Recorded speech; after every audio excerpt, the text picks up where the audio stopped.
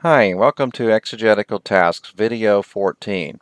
In this video, we'll be discussing Exegetical Task 14 in your Exegetical Task list. This is the one on reading commentaries and making a final translation. You'll make your final translation after you finish doing your commentary analysis.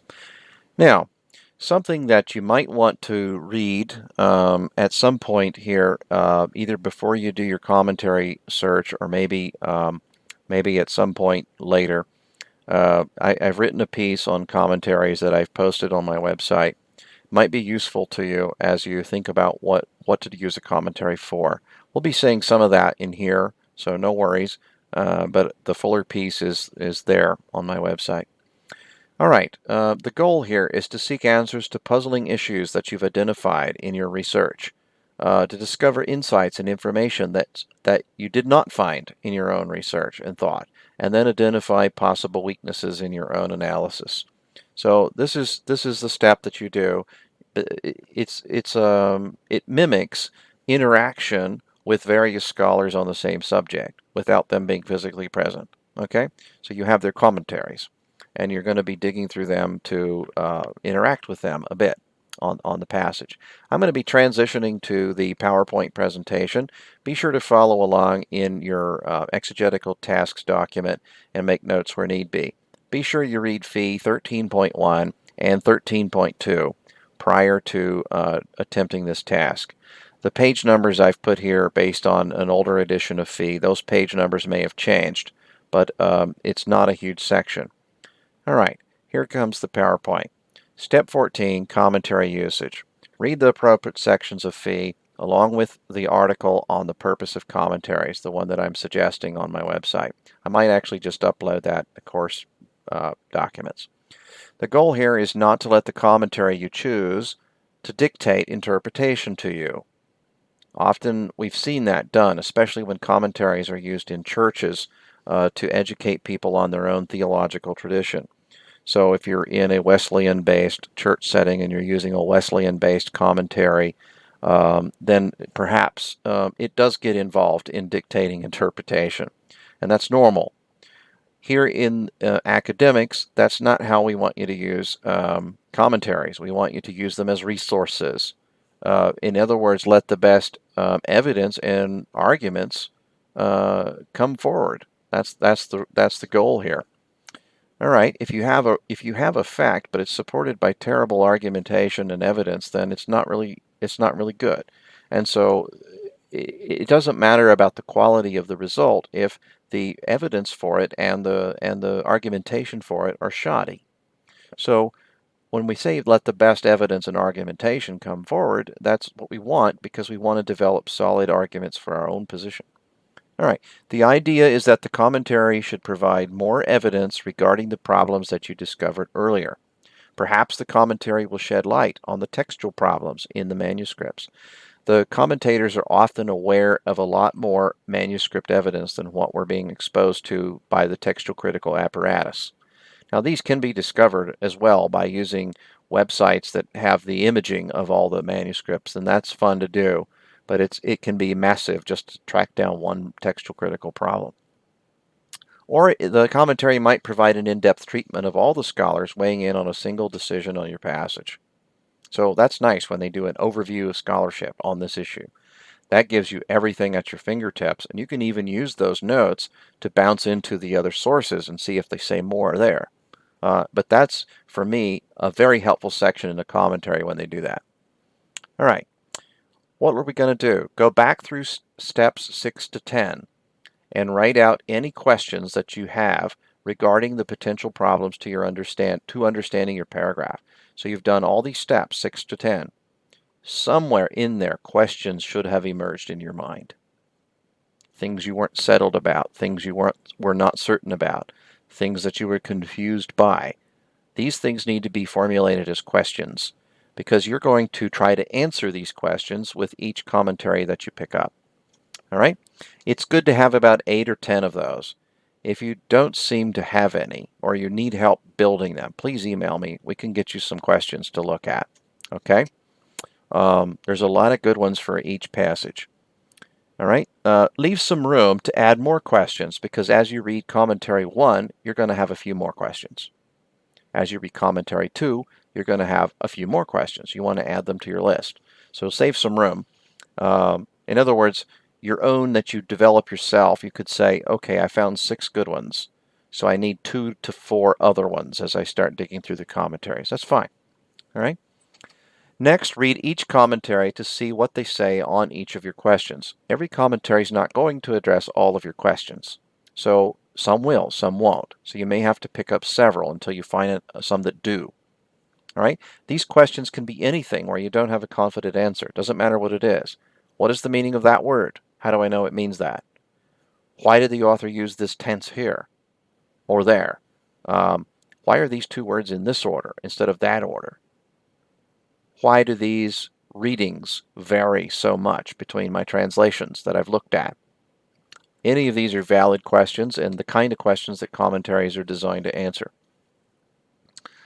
Questions could include word meaning, syntax, word constructions, theology. How should I understand the theology of this piece? Textual transmission dilemmas, textual criticism. Doing this before reading the commentaries, I say here, is helpful. It's essential if you're going to save any time at all while reading, because you want to find your answers. If you don't have a question formed, then it's harder to find something that's interesting that you're going to need to answer. And it also, if you don't have a list of questions that you're trying to answer, you're going to be letting the commentary do all the thinking for you. They're going to address some things and answer some things that they think is important. But it's good to start off with things that you think is important first. Even if you modify that list or add some things to it, it's okay. You need to have some of your own, because then you're driving the research instead of one commentary or another. Put yourself in charge of the interpretation. This is difficult to do if you haven't had an opportunity to do this yet, but it's important to do this because you are the arbiter of the pieces of information that you read, and you are the arbiter of how they're going to fit together. So you need to take charge of this endeavor. Make sure you dig well enough to decide if something's factual or not. Make sure you can support whatever you claim is true with good evidence and good reasoning. These are all elements of scholarly research. All right? Don't let the commentary be in charge. You've seen this thing before where they say that, oh, this guy's biased or that guy's biased. Well, it's probably because they let something take charge of the process instead of themselves doing the thinking. Another commentary or a theological tradition perhaps is guiding the research. Different things can do that. But I want you to be in charge of the investigation and see if you can figure out what things go together and what the rationality behind it is. So you need to take charge of the reading and the question selection. Don't let one commentary rule over all the others in your research. They're just independent witnesses or testimonies to something. And you might evaluate one of them to be better or worse. That's okay. You did the evaluation of it. But if you automatically pick one, the first one you read, for example, and then let that one dictate what all the others are doing or what's valuable in the others, you'll miss a lot. So I would rather you kind of center yourself on your own concerns about your passage and then branch out into the commentaries. Read some relevant commentaries. This is the main way that scholars access the thoughts of other scholars. Articles too, peer-reviewed articles, such as what's published in JETS or any other journal that typically publishes materials related to biblical studies and theology. Those are also good. The scholars that write the commentaries you're reading have also written a number of articles on various related subjects. But this is how to avoid doing exegesis in isolation. I think the text means this, so I'm going to gear everything towards this, and I'm not going to read anyone else's thoughts on the matter. That produces a thought bubble where you can't challenge yourself. Okay? So don't do that. This is the recipe for forming a cult, by the way, if theology is done this way. So be sure that you're interacting with scholars and evaluating what they have to say, and if you decide one scholar's not right, have some reason for it, something that's thought out. Commentaries for English-only readers. These are going to be the students that might take this class that don't have a background in Greek. These will be some on this short list here that will be useful to you. All right. For those of you who definitely have Greek as a background, you're going to want to deal with the second list that I put up here. So Tyndale Commentary, Expositor's Bible, InterVarsity Press, New Testament, New Century Bible, and Pillar New Testament Commentary are great for dealing with some of these issues from an English perspective. They don't put a lot of Greek words in front of you. They also don't comment heavily on things that you only see commented on in Greek grammars. They're going to be commenting on the text in English. If they do introduce a Greek word, it's transliterated in a way that you can sound it out just looking at the English letters, and they're not overly filled with that kind of stuff either. So you have an access to the arguments that are going on without having to know Greek. These five here do a great job of that. All right. If you are aware of Greek and you've been an advanced Greek student before, you've done your time through a Wallace grammar or something like that.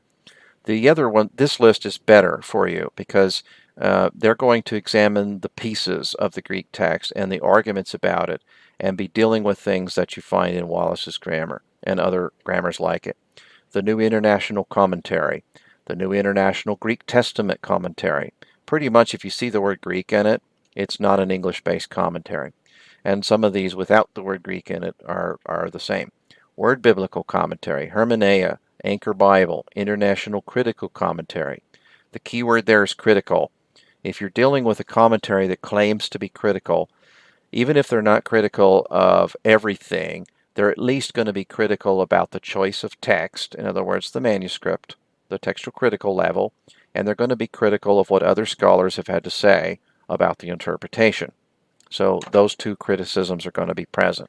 Some of the critical commentaries critique a whole lot else, but you can use some of that if you want or not, depending on what you're trying to do. For example, some of them do canon criticism, and some of them do higher biblical criticism, and those are probably less valuable in terms of when you're trying to interpret a text. They're useful for different projects, but not interpreting the text. All right. So we have that. Baker Exegetical Commentary. That's another key word, exegetical. If it has the word Greek in it, exegetical in it, or critical in it, it's probably a good commentary for you to take a look at. All right. Also read one scholarly article listed either in the footnotes or the bibliography of the same commentary. So in addition to the commentary that you look at least pick one article that deals with something that you're wrestling with, one of the questions that you wrestle with. All right.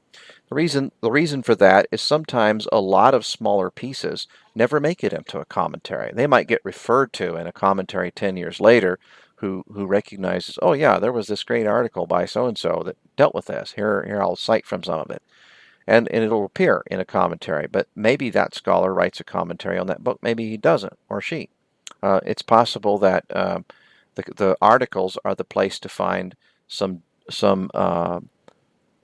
highly informative piece on the question that you're trying to deal with. Like, for example, earlier in the materials I gave a bunch of articles for the paidagogos word. There's a lot of scholarly articles written on that. So it happens. All right. Typical journals that discuss exegetical issues include the following. Journal for Biblical Literature, also known as JBL. New Testament Studies, also known as NTS.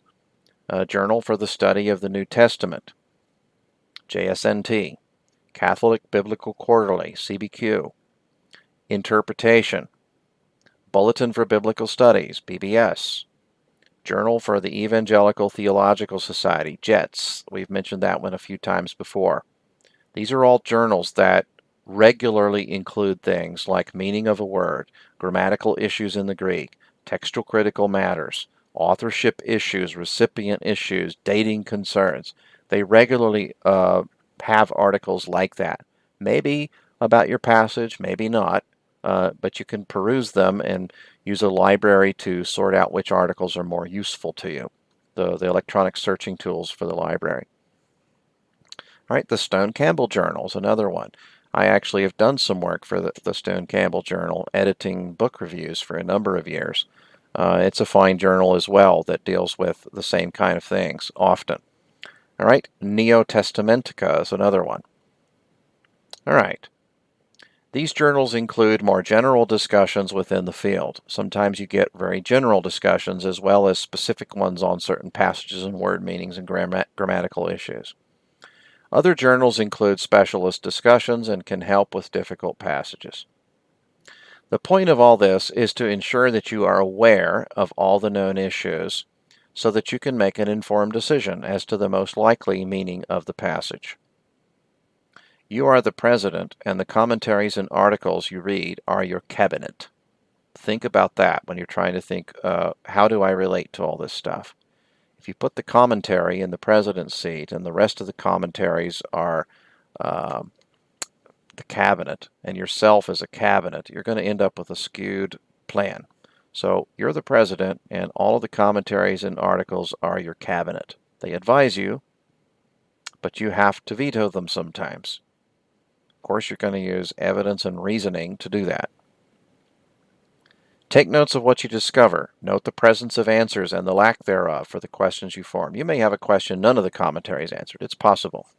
You can just scratch that one. You can save it for a future project. Maybe there's another way to answer the question. Maybe you could take a question like that to a conference and posit it as something that doesn't seem to be answered that ought to be.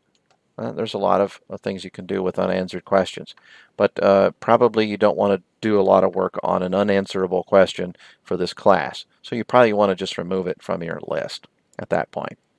All right. Note the new things that seem important that you didn't think to ask about. When you're reading a log and trying to find an answer to some of your questions, you're going to find one that's like, oh wow, why didn't I think of that? That thing really is interesting and has a lot of debate going on about it. Maybe I should imagine I asked a question here. Sit back and form a question that matches what's going on here so that you can take advantage of this thing you stumbled across. You might want to revisit the earlier steps with this new information and alter something as well, either your textual critical decisions or your sentence flow decisions or your grammatical relationship decisions. You might want to change something in that at this point. The information you glean could be insightful and helpful and cause you to have to consider something you didn't think of before. Keep track of any disagreements between scholars and notice the evidence they provide along with their rationale. See if you can estimate which rationale is more solid.